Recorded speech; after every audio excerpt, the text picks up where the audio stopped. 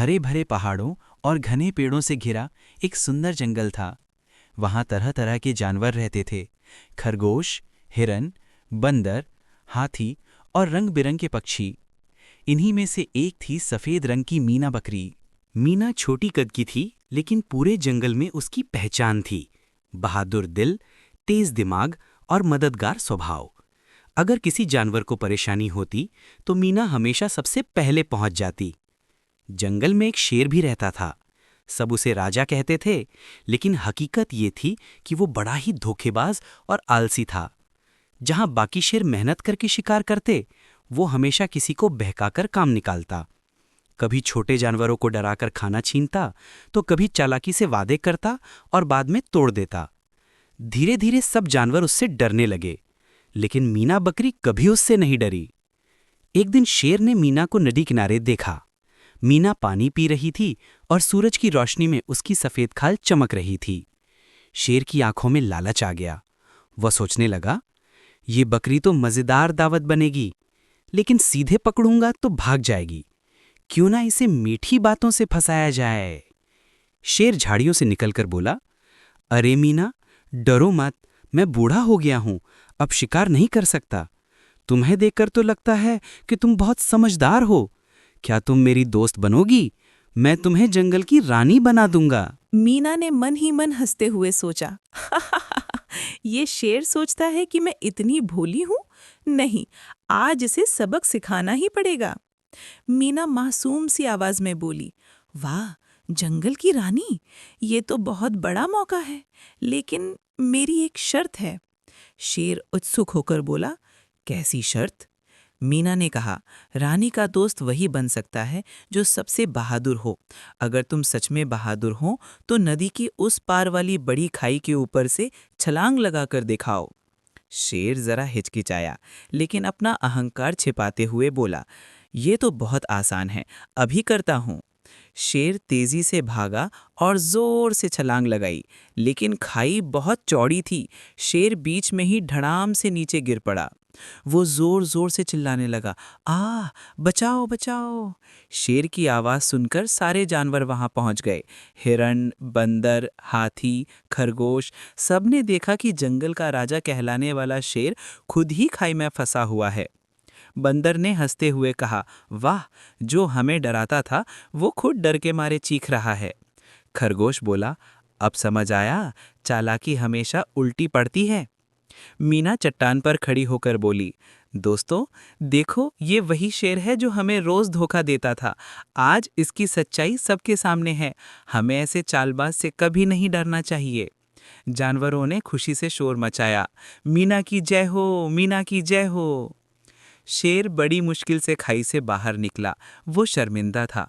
उसने जानवरों से नजरें चुराईं और धीरे धीरे जंगल से भाग गया। उस दिन के बाद किसी ने भी शेर को जंगल में वापस नहीं देखा। सारे जानवर मीना के पास आए और बोले, तुमने हमें धोखेबाज से बचाया। तुम्हारी बहादुरी और समझदारी के कारण आज जंगल सुरक्षित है। अब से तुम हमारी नेता हो। मीना मुस्कुराते हुए बोली, नेता वही है जो सबकी मदद करे। तो चलो हम सब मिलकर जंगल को खुशहाल बनाएं। उस रात पूरे जंगल में उत्सव हुआ। पक्षियों ने गाना गाया, बंदरों ने नाच किया और हिरणों ने दौड़ लगाई, और सबके बीच मीना को फूलों की माला पहनाई गई।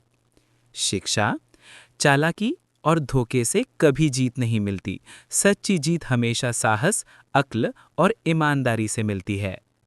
एक छोटे से गांव में एक बच्चा रहता था, जिसका नाम था जॉन। वो बहुत प्यारा था, लेकिन उसकी एक बुरी आदत थी, बहुत आलसी होना। होमवर्क टालता, खेलकूद टालता, यहाँ तक कि खाने की प्लेट भी माँ के बुलाने पर देर से उठाता। मम्मी हमेशा डांटती, जॉन बेटा, आलसी लोग जीवन में कभी आगे नहीं बढ़ते। लेकिन जॉन हंसकर कह देता, अरे मम्मी, सब काम कल कर लूँगा। एक दिन मम्मी ने कहा, जॉन, आज जरा समुद्र किनारे बाजार से एक केकड़ा ले आओ, मैं स्वादिष्ट करी बनाऊंगी। जॉन ने आलस से जम्हाई ली और बोला, ओह, अभी जाना पड़ेगा क्या? मम्मी ने सख्ती से कहा, हाँ बेटा, आज काम टालोगे तो रात का खाना नहीं मिलेगा। जॉन अनमने मन से टोकरी लेकर बाजार पहुंचा। वहां चारों तरफ चहल पहल थी। कोई मछली बेच रहा था, कोई सीपियां, कोई केकड़े। समुद्र की लहरें किनारे से टकरा रही थीं और हल्की सी हवा बह रही थी। लेकिन जैसे ही जॉन ने देखा कि दुकानदार नमक के ढेर बेच रहे हैं, उसका ध्यान भटक गया। जॉन बोला, वाह, ये नमक तो रेत जैसा है। उसने नमक को हाथ में लिया और उससे किले बनाने लगा, जैसे बच्चे रेत से घर बनाते हैं। वो हंसते खेलते नमक के ढेर में इतना खो गया कि मम्मी की दी हुई टोकरी और केकड़े की बात ही भूल गया। दुकानदार ने कहा, अरे लड़के, तू केकड़ा लेने आया है ना? जॉन बोला, हाँ, लेकिन जरा नमक से खेल लूं। धीरे धीरे सूरज ढल गया, बाजार बंद होने लगा और सारे केकड़े बिक गए। जॉन के हाथ में बस नमक ही रह गया।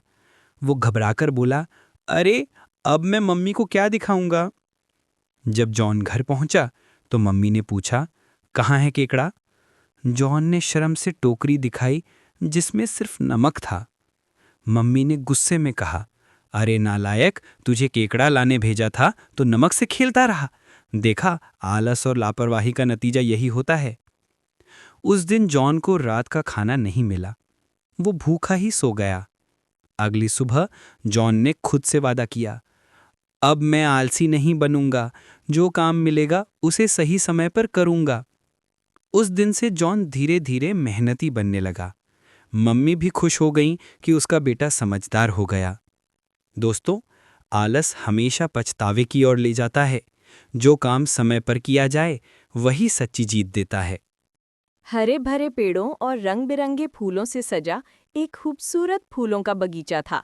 गुलाब, गेंदा, कुमुदिनी, सूरजमुखी और चंपा हर तरफ खुशबू फैली रहती थी। इसी बगीचे में रहती थी एक नीले और सुनहरे पंखों वाली छोटी सी तितली, जिसका नाम था सोनपरी। सोनपरी हर सुबह फूल से फूल पर उड़ती, रस पीती और फूलों से बातें करती। हालांकि सोनपरी खुश थी, लेकिन उसके दिल में एक ख्वाहिश छिपी थी। काश मैं फूलों के रस के अलावा भी कुछ बड़ा कर पाती, जैसे सबकी मदद करना, खुशियां बांटना। पर वो सोचकर चुप हो जाती। मैं तो बस एक छोटी तितली हूँ, मुझसे भला क्या होगा? एक दिन रात के समय बगीचे में हल्की सी चमक फैली। फूलों की पंखुड़ियों पर सितारों सी रोशनी उतर आई और अचानक एक नन्ही चमकदार परी फूल की कली से बाहर आई। उसकी पोशाक ओस की बूंदों जैसी झिलमिल थी और उसके बाल सुनहरी रोशनी बिखेर रहे थे।